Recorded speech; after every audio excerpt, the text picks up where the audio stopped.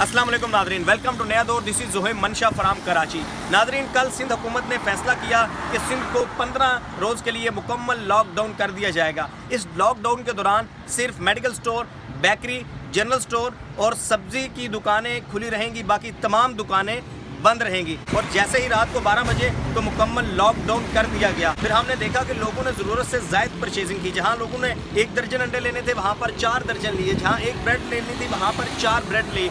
इस तरह जो है वो फ़ौरन ही जनरल स्टोर और बेकरी पर स्टॉक जो है वो कम हो गया, स्टॉक शॉर्ट हो गया। उसके बाद हमने आज सुबह देखा और पूरा दिन देखा कि मुकम्मल तौर पर रोड्स पर सन्नाटा था, इलाकों के अंदर सन्नाटा था, यहाँ तक कि गलियों में भी जो है वो कोई बाहर नहीं निकला। यहाँ पर मैं अप्रिशिएट करता हूँ कराची की आवाम को कि उन्होंने बहुत कोऑपरेट किया। लेकिन जहाँ एक बहुत अच्छा स्टेप उठाया सिंध हुकूमत ने, वहीं पर हमने देखा कि आवाम को थोड़ी सी शिकायत रही पुलिस से कि पुलिस का रवैया जो था वो मुनासिब नहीं था। और इसके बाद जो सबसे अहम बात है वो ये है कि जनरल स्टोर तो ओपन थे, बेकरियाँ तो ओपन थी, लेकिन रात को और दिन भर जो है वो फूड्स की सप्लाई मुमकिन ना हो सकी। फिर हमने देखा है कि जनरल स्टोर और बेकरियों पर काफ़ी ज़्यादा जो मटेरियल है वो शॉर्ट हो गया है और फूड सप्लाई कंपनीज ने भी आज के दिन जो है वो सप्लाई नहीं की, जिसकी वजह से ये थोड़ी सी डिस्टर्बेंस।